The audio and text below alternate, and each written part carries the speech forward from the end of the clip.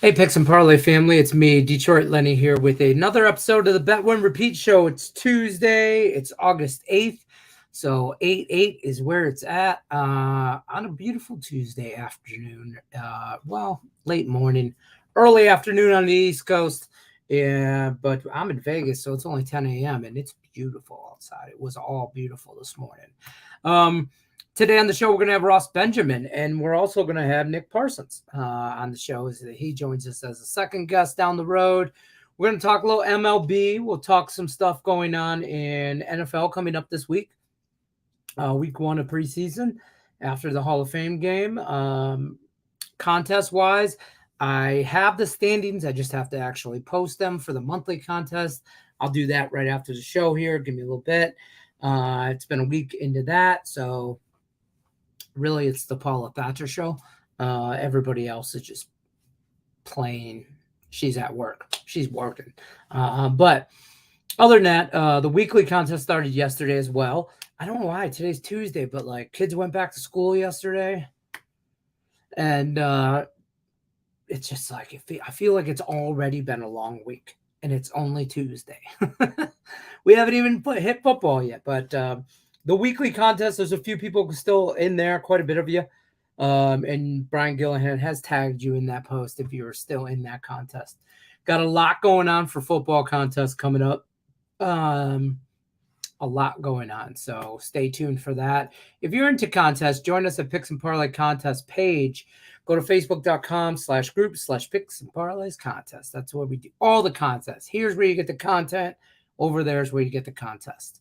If you're looking for premium plays from any of our guests, go to picksandparlays.net. Use promo code MLB. Save you 20% off the entire website. I'm going to put this up here because if you haven't done it yet, shame on you. Like, share, subscribe, ring the bell for notifications. You'll never miss any of our live content. We do have, what do we got? 2 games on Thursday, right? 2 games on Thursday for the NFL. 4, 5, 6 games on Friday. Man, you know the best thing about preseason football is Friday night games. I'm good with those. Like Friday, you don't get football on Friday nights often. I mean, if you do, it's a college game or something like that. But man, I love Friday night football. You know, I don't know. It reminds me of high school football. That's probably what it is. Now that I think about it, but I love a good football on Friday. But we get 6. Oh, son of a biscuit. Oh, I just realized my middle son, Hunter, it's his first year of high school. You know, he's freshman this year, and he's in freshman football. And his first scrimmage, like full padded scrimmage, is at 4:00 on Friday. And it's also 4:00 my time on Friday. And it's also the same time the Lions and the Giants start. So who wants to tell the kid I'm not going to? I'm just kidding. I'm just kidding. I'm just kidding. I'll be totally at the game to see him there. But I will also totally have my I don't know why I'm not betting on it. It's preseason. I don't really give a shit. I really just want to. I'll watch the game back. I really just want to watch film. I want to watch positions. I do. I want to see where we got better at. Let me see where Ross Benjamin's at. I swear I sent him a link. I swear I did. But maybe that's a cameras. They all kind of blend together after a while. All right. Just to be safe. Oh, you see, I send it and he shows up. That's how he does it. It's like abracadabra. Boom, and he shows up. He's the magic man. Here he is, everybody. The man you've been waiting for, Ross Benjamin. How we doing, Ross? Hey, good. I was just telling everybody in the chat, I'm like, man, I go, did I send him a link? I can't remember. And then I apologize. It's on me. I'm a couple minutes late today, You're Lenny. fine. I'm getting old, so I'm like, well, maybe I didn't. You're getting old. Come on, man. I just turned 66 last week. You don't look a day over 26, young man. Thank you so much for that. Listen, I just sent you another link, so disregard that link. And I'm just like, and then I No go problem. back and I'm like, oh, look at that. He's like a magic man. Abracadabra. Ross is here. So how you been since last time we talked to you? How's everything going with you? Doing very well, Lenny. Thank you. Starting to pick up the pace in baseball. Looking for a big Nice. August here. 6-1 over the last 3 days in Major League Baseball. So, NFL preseason upon us. I'm looking forward to the first full week of the NFL preseason, and I've done awfully well over the last 2 years in the NFL preseason. 18-10 against the spread. So. That's pretty Okay. darn good in anybody's book. And anybody who tells you they can't make money during the NFL preseason, either A, does not know what they're talking about, or B, they're listening to the wrong people, or C, they don't have a method to their madness, which all of the above does not Yeah, apply I to was just me gonna say, or, I'll or take any of B. the It's all of the great above. handicappers at Picks and Parlays. So, yeah. I love it. And I mentioned this the other day actually on a show, and I mentioned your name, and I give you credit for that. You and like others like Sean Thank you. Higgs. Like I was one of those guys where when I started here at Picks and Parlays, I was like, I can't make no money on preseason. I don't do that. And it's really because I didn't bet preseason the right way. Yes. Or I didn't look at it. I look at things differently from working with like guys like Ross Benjamin, guys like Sean Higgs, Jesse Shule, those guys. I'm gonna meet up with our buddy Sean Higgs later on today, possibly. He's in town. He's in my Yeah. backyard here for some stuff. So I might meet up with him and have a beer, Give him maybe my lunch or best something. I when don't you know. see him, please. I will. I will. We'll definitely hook up. But Well, yeah, the I NFL attribute to preseason. working with you guys as looking at Yeah. different angles and different things. And what you say makes sense. And I been around the block enough to know that, look, I mean, it's not rocket science. If this guy's doing it this way and he's winning, I'm going to do it that way too, kind of thing. But go ahead, And Ross. anybody who tells you that they didn't start that way is a Yeah. liar, because I certainly did. I picked up a lot of tips from people who had been in the industry for a long time prior to myself. And people, you got to pick the right people who really have a proven track record and Right. actually have an intelligent way to look at things. And I could tell you, Lenny, if I could take a second just to Yeah, tell you absolutely. exactly what I do during the NFL preseason. Not exactly. I'm not going to give you all the recipes. A good chef doesn't do that, right? So, but I put a lot more emphasis on player rotations and a big emphasis on head coaching trends. It's a totally different Absolutely. way that I handicap the NFL preseason as opposed to the regular season. And, when player rotations, as far as that goes, you have to you could read the lines sometime and see numbers that move in. Most times than not, that will tell you who plans on playing their starters more. That doesn't give you a lock to win just because they're playing the Right. starters for a quarter. But I mean, little things like that. And the biggest thing to keep an eye on, I would say, if you want to research that, it's not always easily accessible, but to go to the team websites and some corresponding articles in terms of that game and that particular week of the preseason, and the beat writers for those particular teams, their newspapers, and you'll be able to pick up little bits of tidbits on what the plan is in terms of what the head Right. coach is planning on doing in terms of, the quarterbacks are the big thing, right? You start Absolutely. there, and then, you look at Go the down. quality depth on both teams too. Look, the Because more times than information's not, out there. especially early on, Yeah, the you, information's out there. It depends on how much you want to look for it. yeah, And I agree. Those beat writers for all teams, but especially the NFL. I mean, that's where I follow a few guys for certain teams that I really follow, and those guys I read those articles. What my biggest thing is, what's the game plan from the coach going into this? He will yeah, tell you what his game plan is. Look, I want to see how this guy works out over here, or I want to see how this, or there's some coaches in the NFL that look, we're here to win the game. That's their yeah. game Well, look at plan. John And Harbaugh, for example. You Jared know what I Harbaugh, mean? for prime example. Yeah, yeah. So, Yeah. and So you look at Baltimore's line right now of -6 in week 1 of the preseason against the defending NFC champion. And, when you say game plan, so we specify, and I know what you're Mhm. what you're trying to say. It's not specifically what we're going to do offensively or defensively. No. It's Yeah, what we're yeah. going to do in terms of how we're going to use. Are we going to use our starters? If we are, for how long? That kind of information there, because Absolutely. everybody's vanilla, right, Lenny? At this time of year, Yeah. nobody's going to show their cards in terms There's of not a whole anything lot of intricate or exotic.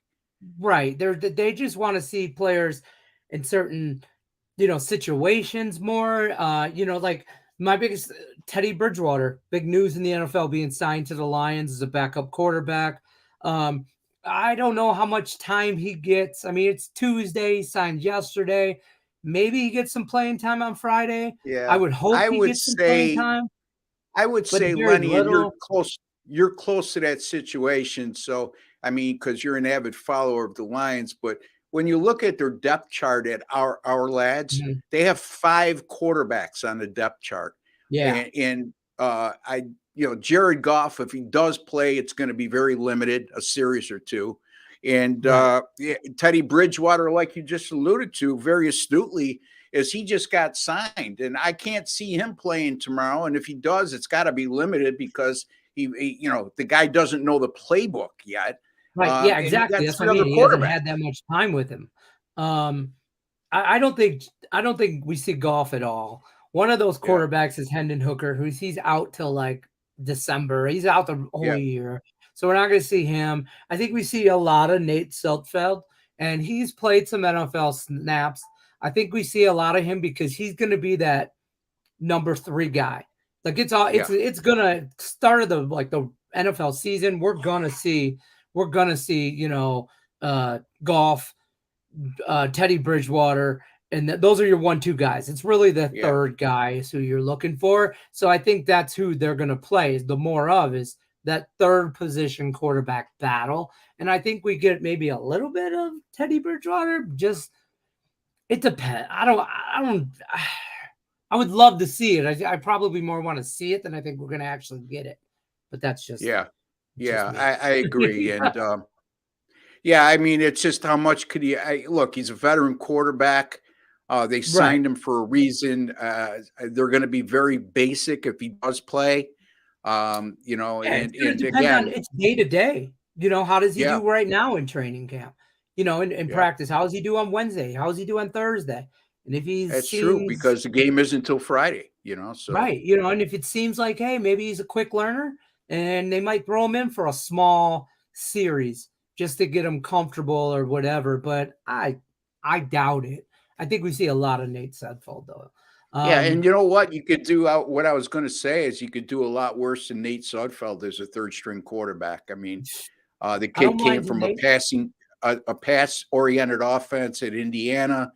Mhm. And he's performed well when given the opportunity in prior NFL preseasons. So Absolutely. again, that's something to really take a look at. And the Lions, to me, when you look at their depth chart, they have very good quality depth at the running back position right now.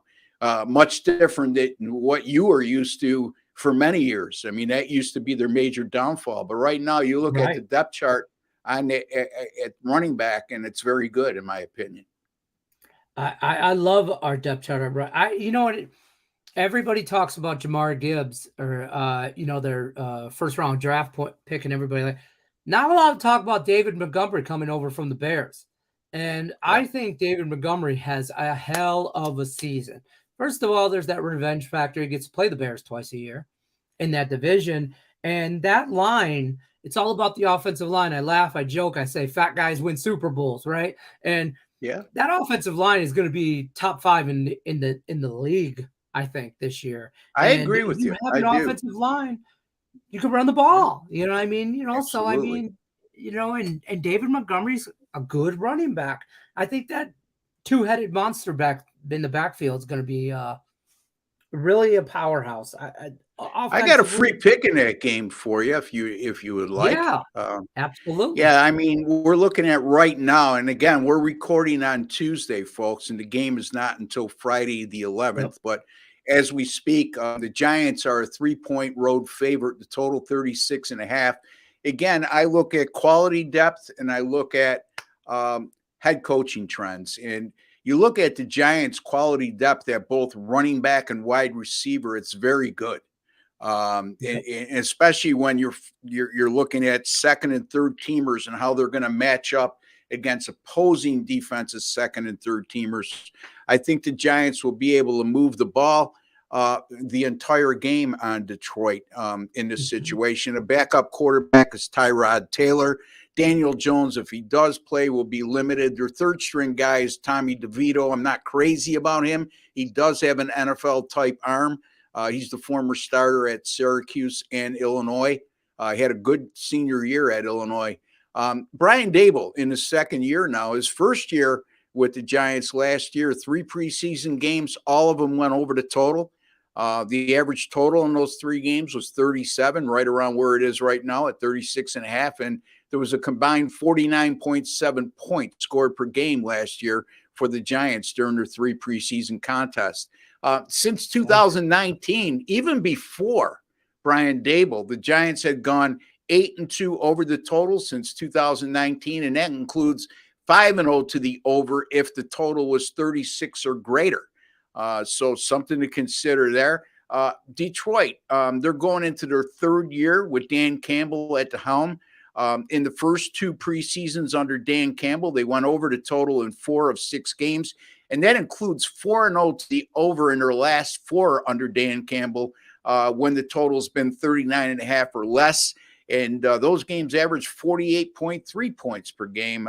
You mentioned the Lions' backup quarterback rotation, and I am not going to belabor the point. Adrian Martinez is the 5th string quarterback right now in the depth chart. Actually 4th string because Hendon Hooker's out, like Lenny just said. So, and like I alluded to just a little bit ago, I like Detroit's quality depth at the running back position. And I think when you get into the 3rd and 4th quarter, they're going to be able to run the ball very well just based on what they have in their rotation at running back. So I like this game to go over the total, Lenny. I'm going to go the New York Giants and Detroit Lions over the total 36.5 on Friday, August the 11th.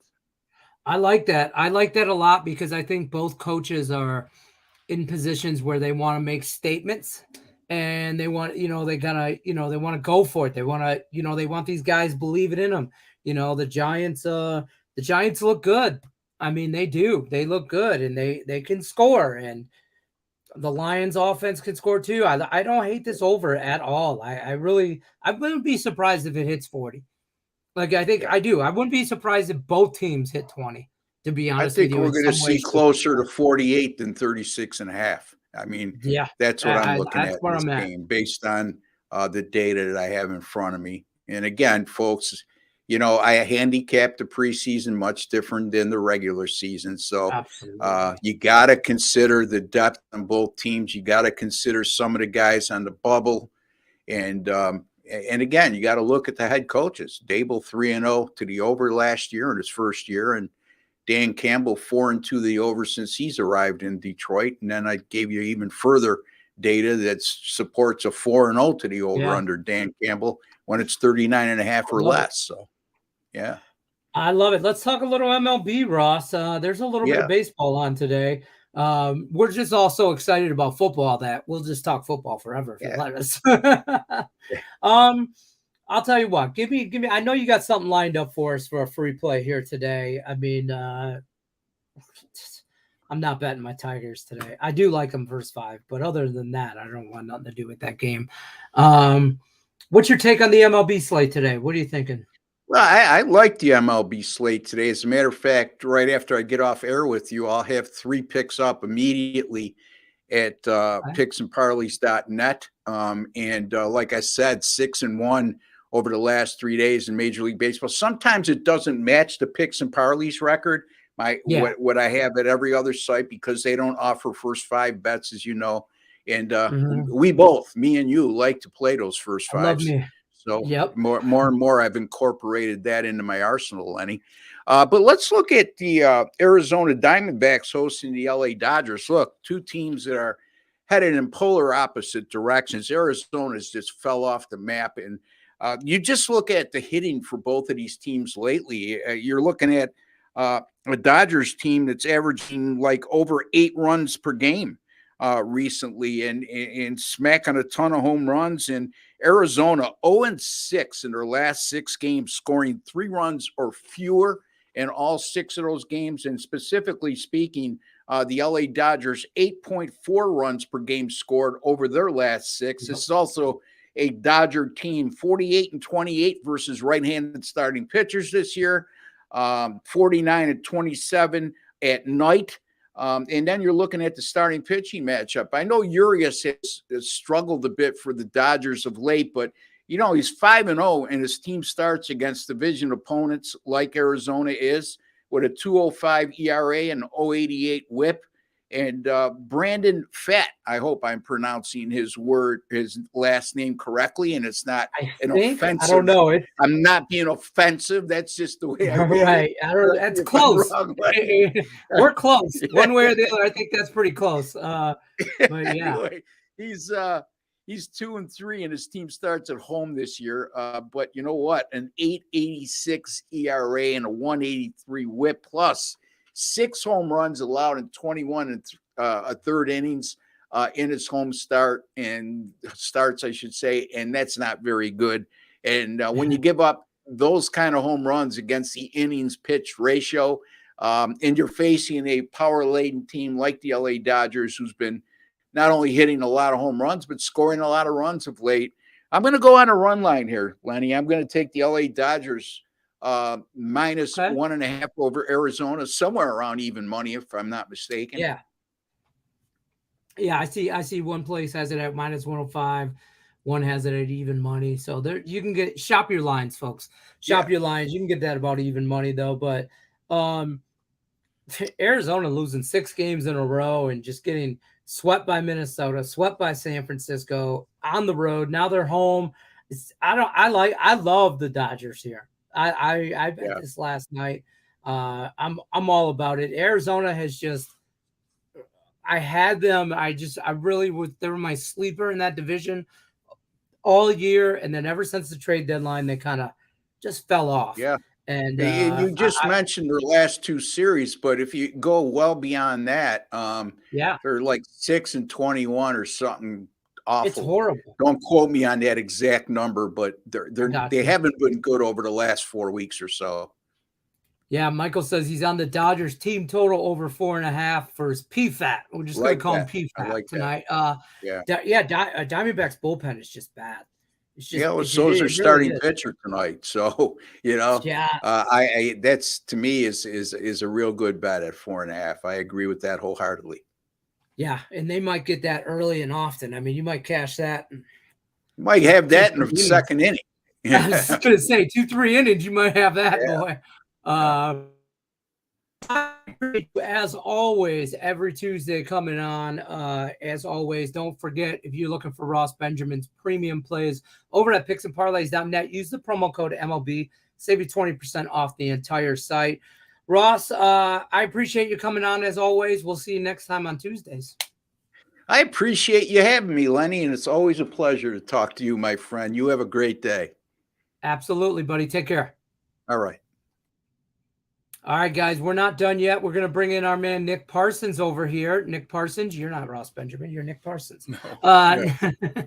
How are we doing? You can follow Nick Parsons on Twitter at Nick Parsons Pro, one of our prestige handicappers over at picksandparlays.net. How you doing, my man?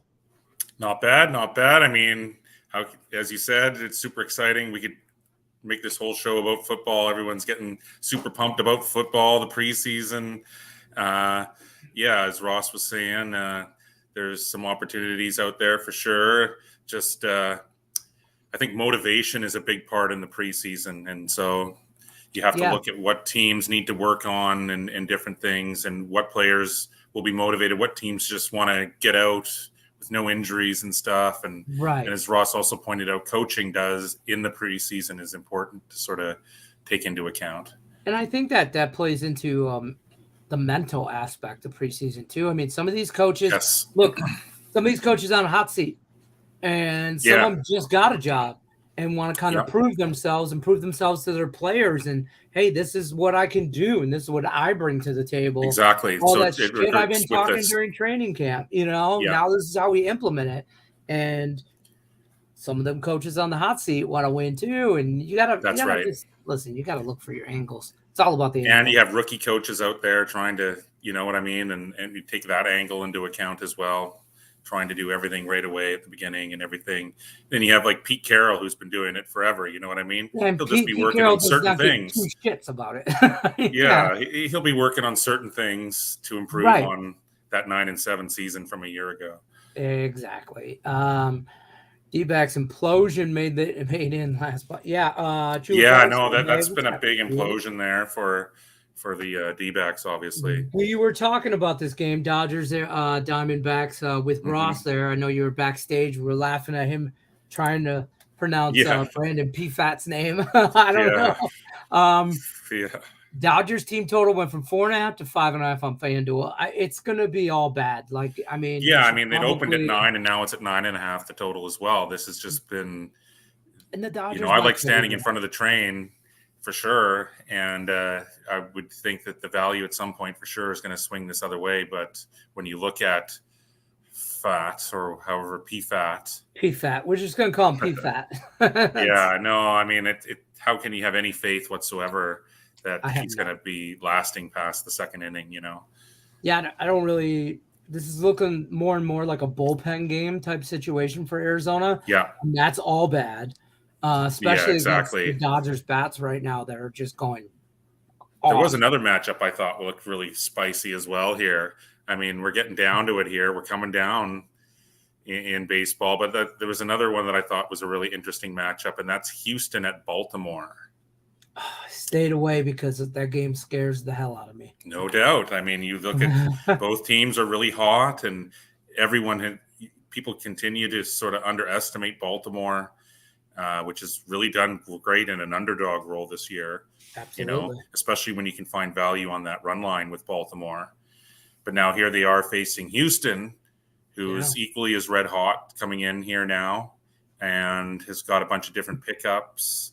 And now that we're in the crunch time of the season, this is routinely where Houston has, sharpens up and looks its best. And so this is going to be a really interesting series, I think, Lenny, because Baltimore has done so well. But now here we are in crunch time. We're sort of in uncharted territory here for Baltimore. Yeah. How is it going to stack up against these elite AL teams, which have elite pitching, which have experienced bullpens and really great hitting as well? When you look at Baltimore's starting rotation, they all have winning records, but they also, a few of them have these higher elevated ERAs. And so that's been a testament to them getting a lot of run support.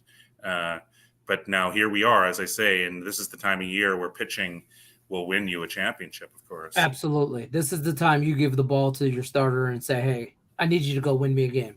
I need to shut this guy down for 6 innings. Yeah, and so you look at Valdez and you look at Grayson Rodriguez here, and I mean, there's no question who, if we're looking at starting pitching, perhaps over this first 5, and then you're looking at this line, it's minus 130. That's really reasonable. And then you look where the majority of the public money is, it's basically 60% on Baltimore. I mean, I'm really leaning Houston there tonight for sure. I'll tell you what, I have the Orioles, they're trying to hold off Tampa Bay. I think they're up 2.5, 3 games. 3 games they're up on Tampa. They're trying to hold them off. Houston's down 3 games, trying to catch Texas. I think Houston does catch Texas. That whole division is Houston Tech. That's a crazy, going to be a crazy matchup there. But in this game, though, I mean, I don't know. They just I lean Houston. Let's just say that I lean Houston. I didn't bet it.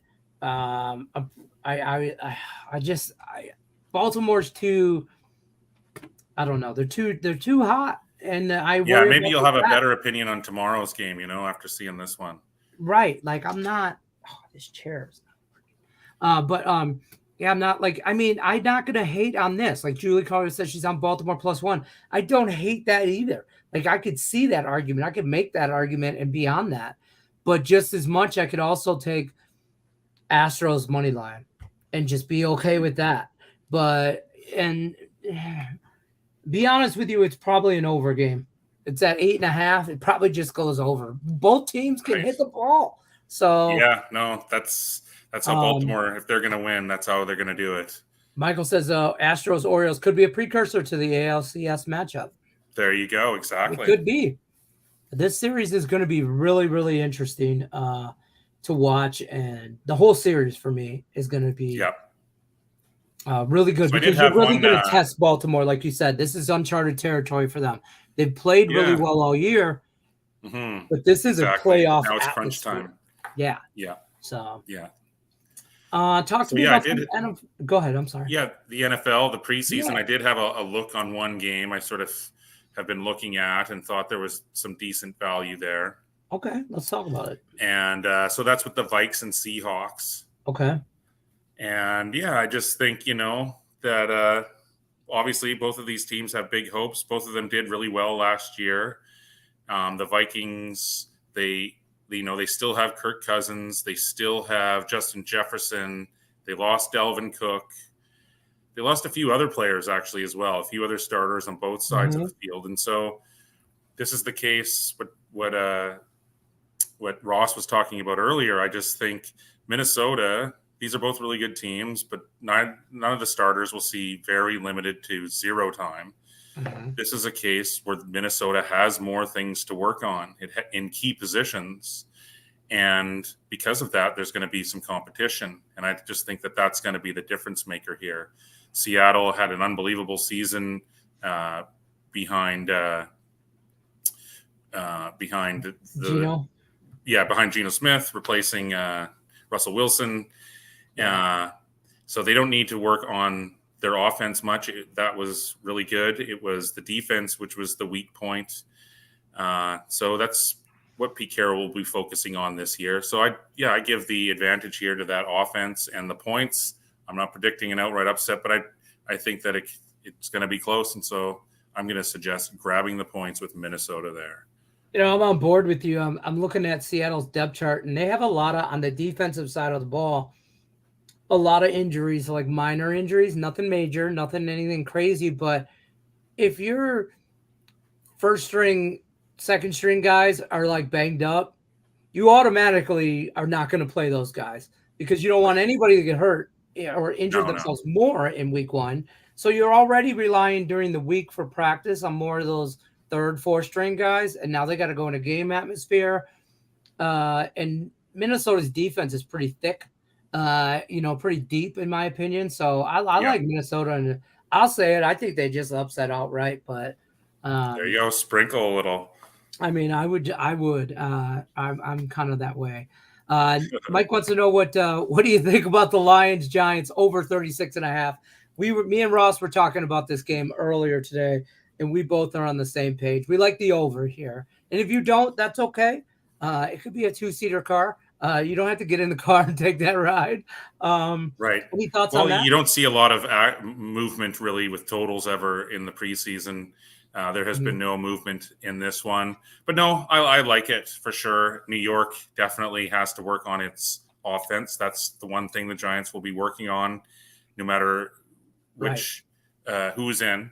That's what the Giants need to work on in the preseason. Obviously, Detroit had that huge second half last year. There's big expectations in Detroit. And so to kick things off, they have a coach that really likes to make statements and stuff. And so to kick off the beginning of the season with the win over the Giants, that seems like a statement to me. So I'm on board, man. I'm in the car with you guys for sure. Yeah. All right. Let's go. All right. Yeah. Anybody else want in? Hop in the back of the bus. We're taking it over. So, I mean, I know traditionally preseason games are not very big on overs and everything like that. But I think with the evolving offenses we're going to see in the NFL, we're going to see a lot more overs just in general. But that's my theory anyway. Let's keep our eyes on that. I mean, nowadays we see a lot. It's nothing to see a 52 for a total in a regular season game. Low 50s. No. It's not unheard of. If you got Detroit and Cincinnati getting together, you know what I mean? Yeah. Or Detroit and whoever. Yeah. First game of the KC. Yeah. Another Mike wants to know what's your thoughts on the Yankees White Sox tonight? Clark Schmidt versus Toussaint. Yeah, well, we were talking in this Discord that I'm involved in just about the Yankees there and just sort of, how terrible they've been The last place Yankees. Yeah, I mean, Chicago at this point clearly won't be in the postseason. The White Sox are wanting to play spoiler, and what better team to do that against than the Yanks? Everyone hates the Yanks, no matter what. Whenever the Yanks come to town, of course, everyone tries a little bit harder to beat them. But yeah, let's see here, minus 166. I mean, nearly 70% of the money is on the Yanks today, and so this is a game that I haven't actually completely looked at. For me, this game is this right here. This is going to sum up this game right here for you. Stop it. Get some help. Find another game. Find another one, Mike. Yeah, if I was going to play this game, I'm not trying to be mean, but that guy, this game is I would horrible. take the 1.5 points. I would go on the White Sox on the run line. White Sox run line would be my lean. Yeah. Yeah, I mean, there's an advantage, a pitching advantage to the Yankees, and that is, and just the way they played. I don't like either one of these teams. So, I don't like nothing to do with this team. Either one of these teams, that's a difficult stay matchup off for sure. whether they're playing each other or not.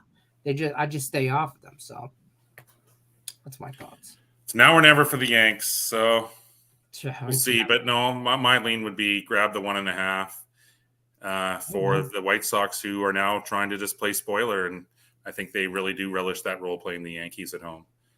I love it. Nick Parsons, I appreciate you coming on every Tuesday. I really do. Man. Guys stopping by. Got some knowledge there. What's it? Wait, hold on. Mike says, all no, Lenny's got his pinstripe G-shirts. Oh, hell no. We don't know. Hell no. There's no pinstripes in this house. There's none of that shit. Nothing. No pinstripes whatsoever.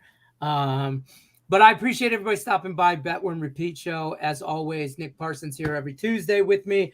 Ross Benjamin, I appreciate him coming on as well. Don't forget to like, share, subscribe, ring that bell for notifications. You'll never miss any of our live content. Me and Nick are going to go do some free picks for some more knowledge dropped on you guys. We're going to bounce on out of here. Bet Win Repeat Show is here Monday through Friday, 1 o'clock Eastern. I'll see you guys tomorrow. Good luck, unless you're against us. Take care.